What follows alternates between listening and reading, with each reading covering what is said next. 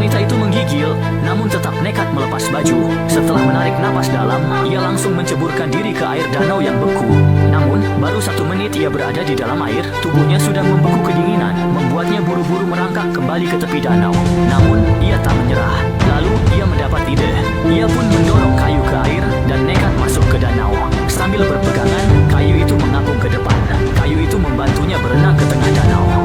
Yakin dengan lokasinya, ia segera menyelam. Di dasar danau, ada bangkai pesawat. Ana, satu-satunya penyintas, terjebak di hutan. Ia harus segera masuk ke kabin mencari telepon satelit kapten demi meminta bantuan. Namun, usai mencari di kabin, ia tak menemukan telepon satelit itu. Karena napasnya hampir habis, Ana panik lalu mengambil 2 ransel acak dan segera berenang ke permukaan. Saat hendak menyeret ransel ke tepi, terdengar raungan keras dari belakang. Ia menoleh dan sadar, seekor beruang coklat kelaparan sudah di tepi sungai. Melihat makanannya diincar beruang, Anna berteriak keras mengusirnya. Namun beruang itu tak paham bahasa manusia. Selain menghabiskan biskuit di tanah, ia pun buang kotoran di sana. Tak disangka, beruang yang belum kenyang itu berjalan menuju mayat temannya. Anna panik. Tidak, hai! Pergi sana. Kaget, Anna menciptakan air untuk mengusir makhluk itu. Tapi beruang coklat itu hanya melirik sinis sebelum kembali melahap bangkainya. Tepat ketika Anna putus asa, beruang coklat itu pergi karena makanannya tidak cukup segar. Melihat hal itu, Anna akhirnya bisa bernapas lega. Untuk mencegah tragedi serupa terulang, hal pertama yang ia lakukan setelah naik ke darat adalah menyeret jenazah rekannya ke tempat yang baik untuk dimakamkan.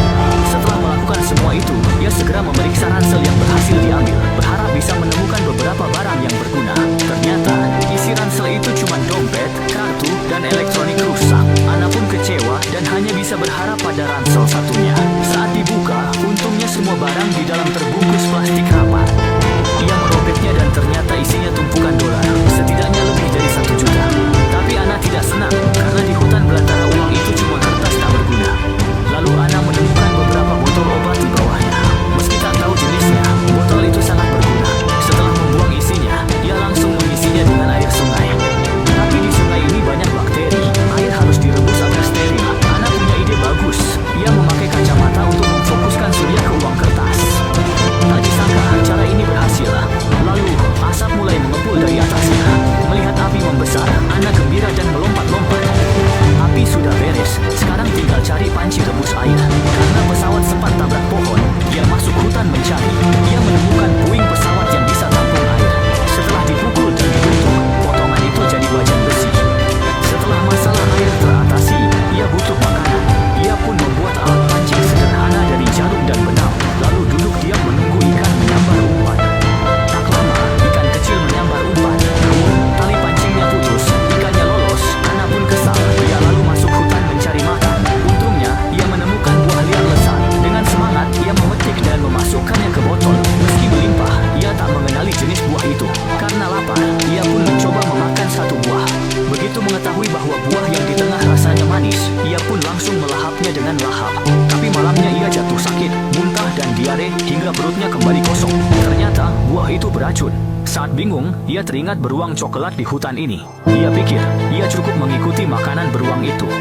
Besoknya, ia memeriksa kotoran beruang. Beruntung, usahanya berhasil. Setelah membandingkan, ia menemukan buah liar layak konsumsi. Usai muntah semalam, Anna lebih berhati-hati. Ia merebus buah liar itu, lalu memakannya perlahan. Sambil bersandar di tunggul pohon, ia menunggu reaksi perutnya. Saat merasa baik-baik saja, ia sadar buah itu aman dimakan. Ia pun berlari ke hutan memetik buahnya. Sialnya, cuaca memburuk, belum banyak dipetik, hujan deras turun. Namun, ini bukan hal buruk. Ia segera kembali ke camp, menaruh botol kosong penampung hujan, lalu berteduh di tunggul pohon kering. Hujan deras itu berlangsung hingga malam hari. Beberapa botol pun terisi penuh, dan untuk sementara waktu, ia tidak perlu lagi khawatir tentang sumber air. Namun saat itu ia terkejut mendapati ada cahaya berkelap-kelip di gunung tak jauh dari sana. Melihat cahaya berarti ada orang. Anna segera bergegas ke sana. Di puncak gunung, cahaya itu makin terang, tanda ada kehidupan. Tak mau menyerah pada nasib, esok paginya Anna bangun awal, berkemas, dan mulai perjalanan pulang. Setelah sekian lama, ia tiba-tiba menemukan jejak kaki di tanah. Anna mengira ada manusia lain di hutan, lalu berteriak girang, "Hello!" Namun meski sudah berteriak lama, tetap tak ada jawaban. Sampai akhirnya, ia mengangkat sepatu dan melihat ternyata itu jejak kakinya sendiri. Saat itulah ia sadar dia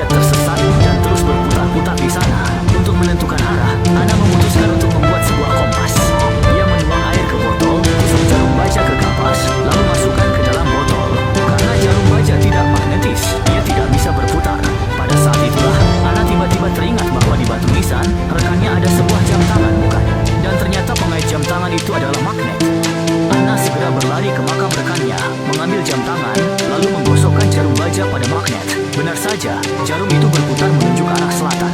Dengan penuh percaya diri, ia yakin jika terus berjalan ke satu arah, ia akan kembali ke peradaban. Namun, ia meremehkan luasnya hutan. Meski sudah berjalan lama, belum ada tanda-tanda jalan keluar. Demi meringankan beban, Ana membuang barang tak berguna dan hanya membawa perlengkapan penting untuk lanjut berjalan. Saat berjalan, ia terkejut karena barang buangannya muncul lagi di kakinya. Sadar tersesat, ia panik lalu mengecek kompas. Namun, ternyata magnet kompasnya sudah hilang. Yang lebih parah lagi, jam tangannya juga tertinggal di perkemahan. Saat bingung, tiba-tiba terdengar suara binatang. Mengira itu beruang congkelan, dia ketakutan lalu memanjat pohon dengan cepat. Namun seketika, ranting pohon patah, ia pun tergantung. Saat Ana mengira akan dimakan beruang, ternyata hanya seekor rakun kecil. Melihatnya, Ana pun lega. Lelah, ia bersandar di pohon dan tertidur. Tak lama, ia terbangun suara helikopter. Melihat helikopter lewat, ia langsung berteriak minta tolong. Sia-sia, di hutan lebat ini, helikopter tak melihatnya. Ana terus berlari, namun tak disangka, ia pun celaka.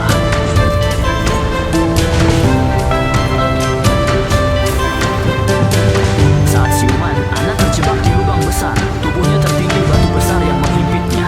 Detik berikutnya, kepalanya terasa hangat dan pas disentuh, ternyata kepalanya luka. Agar selamat, ia cek tasnya, ambil kain untuk balut luka, lalu ambil batu dan memukulnya ke batu besar yang menindihnya.